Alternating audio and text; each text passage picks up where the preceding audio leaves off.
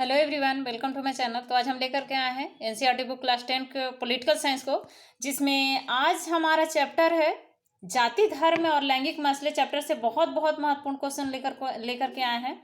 तो आइए शुरू करते हैं। आज का पहला क्वेश्चन है, निम्नलिखित में से किन आदर्शों पर सांप्रदायिक राजनीतिक आधारित है? किन आदर्शों पर? ऑप्शन दिया हुआ, एक धर्म को अन्य धर्मों से बेहतर मानना। ये इस पर तो राजनीतिक सांप्रदायिक राजनीति आधारित है ही, क्योंकि एक धर्म को श्रेष्ठ मानना, यहाँ पर सांप्रदायिकता आती है, यहाँ पर सांप्रदायिकता की भावना पनपती है। तो एक धर्म को अन्य धर्म से बेहतर मानना, ये सांप्रदायिक राजनीतिक आधारित है। धर्म के आधार पर वोट बैंक का निर्माण, धर्म के आधार पर अगर हम वोट बैंक का निर्माण करते हैं तो ये भी सांप्रदायिक राजनीतिक पर आधारित है। राजनीतिक दलों द्वारा जातिगत रूढ़िवादिता का बढ़ावा देना। हर राजनीतिक दल को जब वोट लेने का समय आता है तो देखते हो कि जाति को बांट करके, जाति में भेदभाव ला करके, जाति पर आधारित धर्मों पर बांट करके इन लोगों ने वोट बैंक को बढ़ावा देता है, वोट बैंक का निर्माण करते हैं। तो ये सब राजनीतिक दलों द्वारा जातिगत रूढ़िवादिता और धार्मिक आधार पर वोट बैंक का निर्माण करना, ये सब सांप्रदायिक राजनीतिक पर आधारित है। तो इसमें से उपरोक्त सभी हो जाएगा राइट आंसर, क्योंकि ये सारे ऑप्शन जो है सांप्रदायिक राजनीतिक पर आधारित है। तो इसका सारा आदर्शों पर सांप्रदायिक राजनीतिक पर आधारित है सारे ऑप्शन, तो इसलिए इसका राइट आंसर हो जाएगा ऑप्शन 4, उपरोक्त में से सब। निम्न में से किन देश में महिलाओं की सार्वजनिक जीवन में सहभागिता सर्वाधिक है, सबसे ज्यादा है सार्वजनिक जीवन में सहभागिता? तो ये स्कैंडिनेवियन जो देश है, इसमें सबसे ज्यादा महिलाओं की सार्वजनिक जीवन में सहभागिता है। भारत बहुत पीछे है इसके अनुसार, तो सर्वोच्च स्थान रखता है महिलाओं की सार्वजनिक जीवन में सहभागिता के लिए स्कैंडिनेवियम। तो ये राइट आंसर हो जाएगा स्कैंडिनेवियम देश महिलाओं की सार्वजनिक जीवन में सहभागिता में सर्वाधिक है, सर्वोच्च शिखर पे है। नेक्स्ट क्वेश्चन है, 2001 की जनगणना के अनुसार भारत में महिलाओं की साक्षरता दर क्या है? 2001 की जनगणना के अनुसार यहाँ क्वेश्चन पूछ रहा है। तो 2001 की जनगणना के अनुसार भारत में महिलाओं की साक्षरता दर 54%, 54% है 2001 के अनुसार। अगर हम 2011 की बात करें, क्योंकि ये जो जनगणना होती है प्रत्येक 10 साल पर होती है, तो 2001 के बाद 2011 में जनगणना हुआ था, तो उसके अनुसार महिलाओं की साक्षरता दर में बढ़ोतरी हुई है और 65.46% हो गई है। 2011 की जनगणना के अनुसार महिलाओं की साक्षरता दर 65.4%, 65.46% हो गया, ये 2011 के जनगणना अनुसार। लेकिन आपका यहाँ पर क्वेश्चन है 2001 के जनगणना के अनुसार, तो यहाँ पर 2001 के जनगणना के अनुसार महिलाओं की साक्षरता दर हो जाएगा 54%। अगर क्वेश्चन आया 2011 के अनुसार महिलाओं की साक्षरता दर कितनी है, तो 65.46% हो जाएगा। नेक्स्ट क्वेश्चन है, निम्न में से कौन सा कथन धर्म और राजनीति के संबंध में गांधी जी के विचारों को प्रदर्शित करता है? धर्म और राजनीति के संबंध में गांधी जी के विचारों को। तो राजनीति केवल धर्म से प्रेरित होती है, केवल धर्म से प्रेरित नहीं होती है राजनीति। धर्म को राजनीति से पहले रखना चाहिए। राजनीति धर्म द्वारा स्थायित्व मूल्यों से निर्धारित होनी चाहिए। क्वेश्चन पूछ रहा है कि कौन सा ये कथन है जो धर्म और राजनीति के संबंध में गांधी जी के विचारों को प्रदर्शित करती है। तो गांधी जी के विचार का जो प्रदर्शित करने वाला ये ऑप्शन है, वो राजनीतिक धर्म द्वारा स्थापित मूल्यों से निर्देशित होनी चाहिए। एक गांधी जी के द्वारा गांधी जी के विचारों को प्रदर्शित करती है। राजनीतिक धर्म द्वारा स्थापित मूल्यों से निर्देशित होनी चाहिए, एक गांधी जी के विचारों को प्रदर्शित करती है। नेक्स्ट क्वेश्चन है, धर्म के आधार पर भेदभाव ना करने वाले व्यक्ति को क्या कहेंगे? जो धर्म के आधार पर भेदभाव नहीं करते हैं उस व्यक्ति को क्या कहेंगे? तो धर्म निरपेक्ष कहेंगे। हमारा देश भी एक धर्म निरपेक्ष राज्य है, क्योंकि हमारा देश कोई भी एक धर्म को हमारा देश में उसको राजकीय धर्म नहीं माना गया है, इसलिए धर्म निरपेक्ष देश है हमारा। तो धर्म के आधार पर भेदभाव न करने वाले व्यक्ति को धर्म निरपेक्ष कहते हैं। राइट आंसर हो जाएगा धर्म निरपेक्ष। नेक्स्ट क्वेश्चन है, निम्न में से भारत के लिए किस प्रकार का विभाजन अप्रत्याशित है? किस प्रकार का विभाजन अप्रत्याशित है? तो जातिगत विभाजन अप्रत्याशित है भारत में, जातिगत विभाजन इसका राइट आंसर हो जाएगा। नेक्स्ट क्वेश्चन है, प्राचीन काल में स्त्रियों डैश है खाली जगह तक ही सीमित हुआ करती थी। क्या सिर्फ स्त्रियों तक ही सीमित हुआ करती थी? दफ्तर तथा स्कूल, खेत तथा खलिहान, घर की चार दीवारी। तो दफ्तर तथा स्त्रियों तक ही सीमित हुआ करती थी प्राचीन काल में, तो ये घर की चार दीवारी हो जाएगा। प्राचीन काल में स्त्रियां घर की चार दीवारी में ही रहा करती थी। इनको सभी प्रकार के अधिकारों से वंचित रखा जाता था, यहाँ तक कि पढ़ने लिखने से भी और दफ्तर और स्कूल जाने से भी इनको वंचित रखा जाता था। तो प्राचीन काल में स्त्रियां, यहाँ पर ब्लैंक जगह पे होगा, घर की चार दीवारी तक ही सीमित हुआ करती थी, राइट आंसर हो जाएगा। नेक्स्ट क्वेश्चन है, निम्न में से किसका आशय लिंग विभाजन से है? लिंग विभाजन तो समाज द्वारा पुरुषों तथा महिलाओं के लिए निर्धारित असमान भूमिका लिंग निर्धारण से है इसका विभाजन। किसका आशय, क्वेश्चन है कि निम्न में से किसका आशय लिंग विभाजन से है? तो समाज द्वारा पुरुषों तथा महिलाओं के लिए निर्धारित असमान भूमिका, जो असमान भूमिका महिलाओं और पुरुषों में है हमारे समाज में, तो वही लिंग विभाजन है। तो इसका राइट आंसर हो जाएगा ऑप्शन 1। नेक्स्ट क्वेश्चन है, उस प्रक्रिया को क्या कहते हैं जिसमें लोग ग्रामीण क्षेत्रों से शहरों की ओर पलायन करते हैं? तो जब लोग ग्रामीण क्षेत्र से शहर की ओर पलायन करते हैं तो उसको नगरीकरण कहा जाता है। नगर का विकास होता है, उसी को कहते हैं नगरीकरण। नेक्स्ट क्वेश्चन है, औरत और मर्द के समान अधिकारों और अवसरों में विश्वास करने वाली महिला या पुरुष को क्या कहा जाता है? औरत और मर्द के समान अधिकारों और अवसरों में जो विश्वास करने वाली महिला या पुरुष है उसको क्या कहा जाता है? तो नारीवादी कहा जाता है। नारीवादी इसका राइट आंसर हो जाएगा। नेक्स्ट क्वेश्चन, इसमें से कौन सा एक तथ्य पारिवारिक कानूनों के अंतर्गत नहीं आता है? तो पारिवारिक कानूनों के अंतर्गत नहीं आता है। विवाह से संबंधित मामले पारिवारिक कानूनों के अंतर्गत आता है। तलाक से संबंधित मामले ये भी परिवार से संबंधित है। बच्चा गोद लेने से संबंधित ये भी परिवार से संबंधित है। चोरी डाके संबंधित मसले ये परिवार से संबंधित नहीं है। तो परिवार कानूनों के अंतर्गत नहीं आता है चोरी डाके संबंधित मसले, राइट आंसर हो जाएगा ऑप्शन 4। नेक्स्ट क्वेश्चन है, समाज द्वारा स्त्री और पुरुष को दी गई असमान भूमिका क्या कहलाती है? तो जो समाज द्वारा स्त्री और पुरुषों की असमान भूमिका होती है उसी को बोलते हैं लैंगिक विभाजन, राइट आंसर हो जाएगा लैंगिक विभाजन। नेक्स्ट क्वेश्चन है, भारत में औरतों के लिए आरक्षण की व्यवस्था किन प्रतिनिधि संस्थाओं में है? तो पंचायती राज की संस्थाओं में है, महिलाओं को आरक्षण दिया गया है, तो राइट आंसर हो जाएगा पंचायती राज संस्था। नेक्स्ट क्वेश्चन है, 2001 के जनगणना के अनुसार भारत के किन राज्यों में लिंगानुपात 800 से भी कम है? ये 2011 के जनगणना के अनुसार यहाँ क्वेश्चन पूछ रहा है।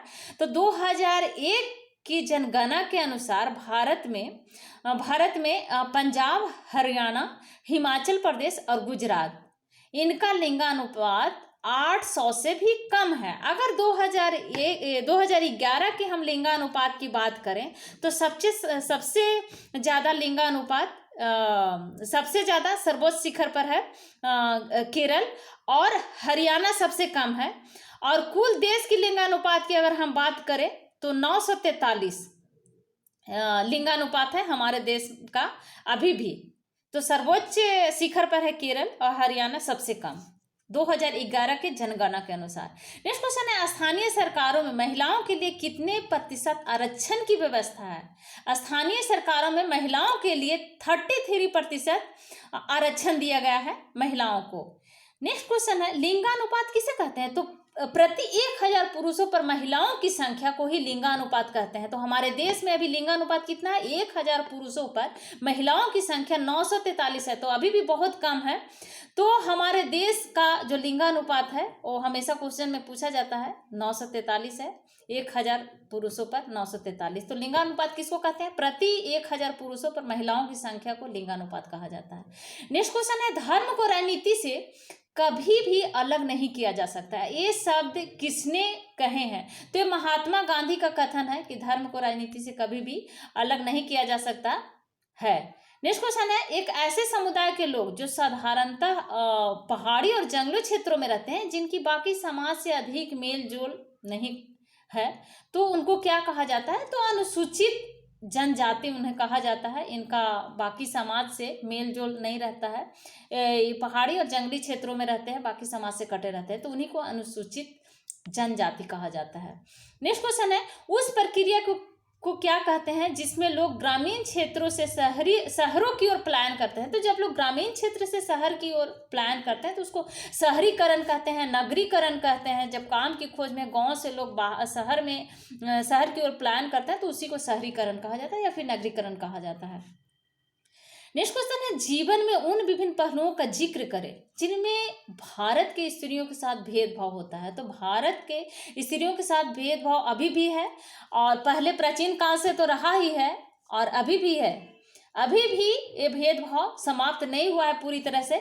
तो महिलाओं के ऊपर पूरा घरेलू दायित्व महिलाओं पर ही सिर्फ सौंपा जाता है। पुरुषों का अत्यधिक नियंत्रण महिलाओं पर होता है। व्यवस्थापिकाओं में कम प्रतिनिधित्व है महिलाओं का, और कन्या भ्रूण हत्या। तो ये अनेक पहलू हैं जो भारत में स्त्रियों के साथ भेदभाव इन पहलुओं के द्वारा होता है। नेक्स्ट क्वेश्चन है, जाति के आधार पर भारत में चुनावी नतीजे तय नहीं किए जा सकते, क्या कारण है। तो जाति के आधार पर भारत में चुनावी नतीजे को नहीं तय किया जा सकता। इसका कारण है कि मतदाताओं में जागरूकता। अब मतदाता जो है जागरूक हो गए हैं। कई बार मतदाता जातीय भावना से ऊपर उठकर मतदान करते हैं, तो इसकी प्राथमिकता दी जाती है। मतदाताओं द्वारा अपने आर्थिक हितों और राजनीतिक दलों को प्राथमिकता दिया जाता है। किसी एक संसदीय क्षेत्र में किसी एक जाति के लोगों का बहुमत न होना, ये भी ये चुनावी नतीजे तय करते हैं। मतदाताओं द्वारा विभिन्न आधारों पर मतदान करना, तो ये जाति के आधार पर भारत में चुनाव नतीजे नहीं किए जा सकते हैं, तय नहीं किए जा सकते हैं। नेक्स्ट क्वेश्चन है, भारत को एक धर्मनिरपेक्ष राज्य बनाने वाले विभिन्न प्रावधान कौन कौन से हैं। भारत आखिर धर्मनिरपेक्ष राज्य क्यों है, कैसे है। तो भारत का कोई राजकीय धर्म नहीं है, कोई भी राज्य को भारत राजकीय धर्म का दर्जा नहीं दिया है। भारत में सभी धर्मों को एक समान महत्व दिया गया है, चाहे वो कोई भी धर्म हो, सभी धर्मों को एक समान महत्व दिया गया है। भारत में प्रत्येक नागरिक को अपनी इच्छा अनुसार किसी भी धर्म को अपनाने की स्वतंत्रता है। उसे धर्म मानने के लिए कोई टैक्स नहीं देना होता है। भारतीय संविधान धार्मिक भेदभाव को असंवैधानिक घोषित कर दिया है, इसलिए हम कह सकते हैं कि भारत एक धर्मनिरपेक्ष राज्य है। नेक्स्ट क्वेश्चन है, भारत सरकार ने नारी असमानता को दूर करने के लिए क्या कदम उठाए हैं। तो भारत सरकार ने अनेकों कदम उठाए हैं नारी असमानता को दूर करने के लिए। जैसे दहेज को अवैध घोषित कर दिया गया है, दहेज प्रथा को। पारिवारिक संपत्तियों में स्त्री और पुरुष को बराबर का हक दिया गया है। कन्या भ्रूण हत्या को कानूनन अपराध घोषित कर दिया गया है। समान कार्य के लिए समान परिश्रम का समान वेतन की प्रावधान किया गया है हमारे संविधान में। समान काम के लिए समता के अधिकार, आर्टिकल 15 में समता और समानता का अधिकार। नारी शिक्षा पर विशेष जोर देना, बेटी पढ़ाओ बेटी बचाओ जैसी योजना हमारे सरकार के द्वारा, भारत सरकार के द्वारा ये सब कदम उठाया जा रहा है, चलाए जा रहे हैं, ताकि नारी असमानता को दूर किया जा सके। नेक्स्ट क्वेश्चन है कि बताइए कि भारत में किस तरह अभी भी जातिगत असमानताएं जारी है। तो हम कह सकते हैं दावे के साथ कि भारत में अभी भी जातिगत असमानताएं जारी है। आज भी हमारे देश में कुछ जातियों के साथ अछूता जैसा बर्ताव किया जाता है। आज भी अधिकतर लोग अपनी जाति या कबीलों में विवाह करते हैं। कुछ जातियां अधिक उन्नत हैं तो कुछ खास जातियां अधिक पिछड़ी हुई है। कुछ जातियों का अभी भी शोषण हो रहा है, प्राचीन काल से शोषण हो रहा है और आज भी हो रहा है। चुनाव अथवा मंत्रिमंडल के गठन में जातीय समीकरण को ध्यान में रखना। तो ये जातिगत असमानताएं अभी भी हमारे समाज में विराजमान है, हमारे देश में विराजमान है। नेक्स्ट क्वेश्चन है, सांप्रदायिक राजनीति के विभिन्न रूपों का वर्णन कीजिए। क्या रूप है सांप्रदायिक राजनीति का। तो इसका सांप्रदायिक राजनीति का पहला रूप है कट्टरपंथी विचारधारा वाले लोग सांप्रदायिक राजनीति को एक रूप देते हैं। धार्मिक आधार पर मतों का ध्रुवीकरण। हमारे नेता क्या करते हैं, जब वोट लेने का समय आता है तो विकास की बात नहीं करते हैं, धार्मिक आधार पर मतों का ध्रुवीकरण करने की कोशिश करते हैं और यहाँ पर सांप्रदायिक राजनीति करते हैं।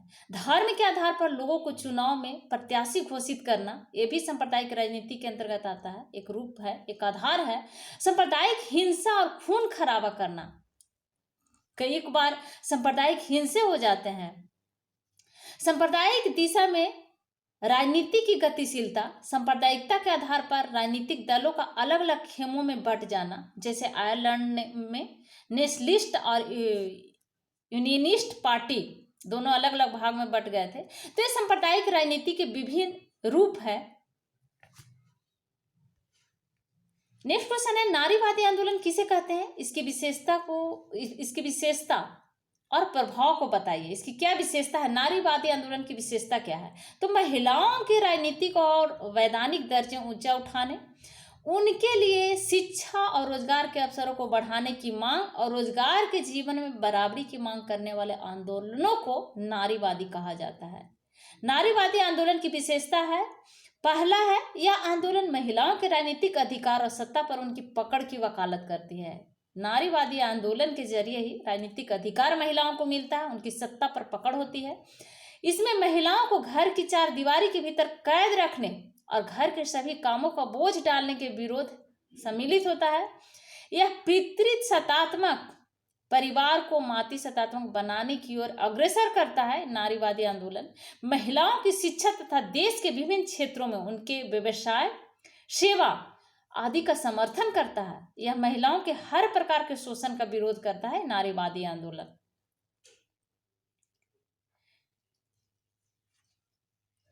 नेक्स्ट क्वेश्चन है, भारत में स्वतंत्रता के उपरांत महिलाओं की स्थिति में कुछ सुधार हुए, परंतु वे अभी भी पुरुषों से काफी पीछे हैं। इस कथन को आप पुष्टि करिए और समझाइए।